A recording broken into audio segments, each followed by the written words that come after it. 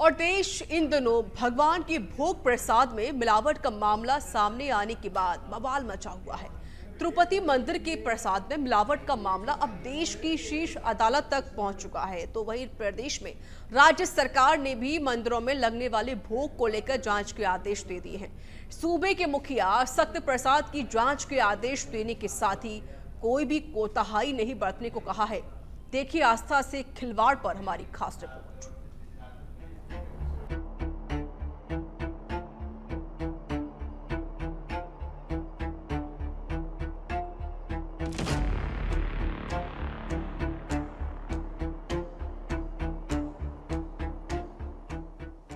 मंदिरों में प्रसाद को लेकर गंभीर भजन सरकार, आस्था से खिलवाड़ को लेकर एक्शन में मुखिया।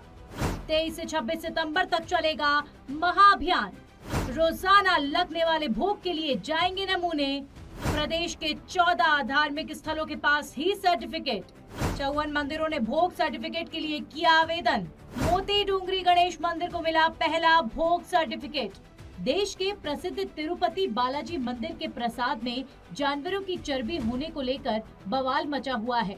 इस बीच अब राजस्थान में भी भजन सरकार प्रसाद में मिलावट को लेकर सख्त हो गई है। मंदिरों के प्रसाद की जांच को लेकर भजन लाल सरकार ने फरमान जारी कर दिया है। अब राजस्थान में खाद्य सुरक्षा विभाग सभी मंदिरों में अभियान चलाकर 23 से 26 सितंबर तक मंदिरों के प्रसादों का नमूना लेकर जांच करेगा। प्रदेश में बड़े मंदिरों में जांच के लिए एक विशेष टीम का गठन किया गया है। ये टीम मंदिरों में जाकर वहां प्रसाद के नमूने लेने के साथ वहां हर एक चीज को बारीकी से देखेगी और उसके बाद मंदिरों को भोग सर्टिफिकेट जारी किया जाएगा।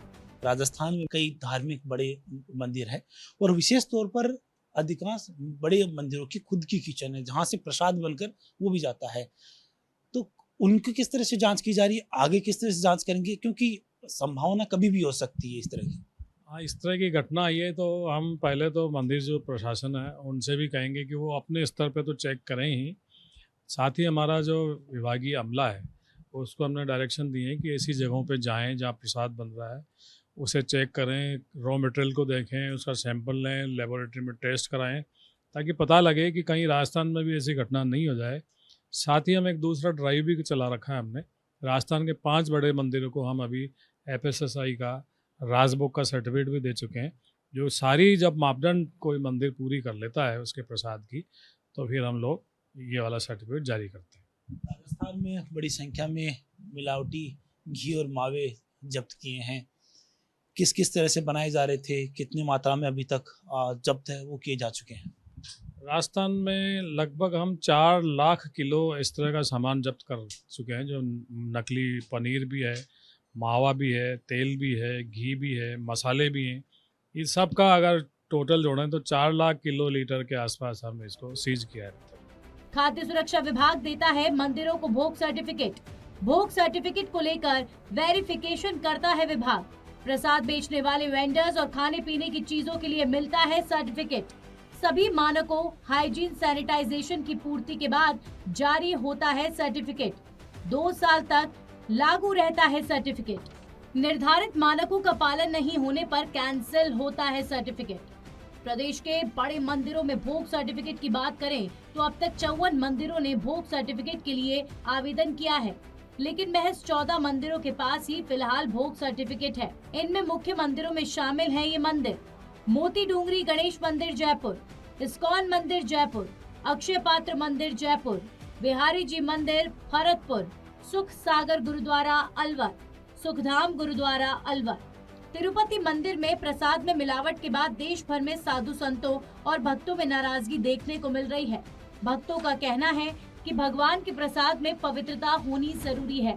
अगर भगवान के प्रसाद में पवित्रता नहीं है तो इससे अच्छा है भगवान को भोग ही न लगाया जाए। साथ ही भक्तों का कहना है कि प्रसाद में मिलावट महापाप है, इसकी जांच होनी चाहिए। देखिए, हिंदू धर्म में हमें सिखाया जाता है कि हर धर्म का सम्मान करना चाहिए, सहनशील होना चाहिए, पर ये बात सहनशीलता से परे है कि हम हर धर्म का सम्मान करेंगे पर हमारे धर्म की इस तरह से खिलवाड़ किया जाएगा तो वो सहनशीलता से परे है। ये नहीं होना चाहिए और जिसने भी किया है उसे कड़ी सजा मिलनी चाहिए। जांच होनी चाहिए कौन कौन लोग इसमें शामिल हैं, सिर्फ 1-2 लोग ही नहीं, जहाँ तक अंदर तक हैं ये लोग शामिल, उन सबको पकड़ा जाना चाहिए ताकि दोबारा ऐसी गलती जीवन में ना हो। ये जो है, जो बताया गया है अभी तिरुपति के अंदर, आज ही हमने न्यूज़ देखी थी, उसमें यही है कि आप जीव हत्या तो बहुत गंदी चीज़ है। एक तो पता लगा कि वहाँ पे प्रसाद लेना भी, हम तो सोचते हैं अभी हमारे सास ससुर जाके ही आए हैं, वो प्रसाद भी लेके आए हैं, बस हमें ये चीज़ पता होती तो शायद हम वो प्रसाद वहाँ से मंगवाते भी नहीं कि वहाँ पे मछली का तेल यूज़ हो रहा है, सुअर की चर्बी यूज़ हो रही है, तो शायद ये बहुत चीज़ गलत है। ये कुछ और भी लोग हमारे साथ जुड़े हैं, इनसे बातचीत करेंगे, जानेंगे कि आखिरकार इनकी राय क्या है।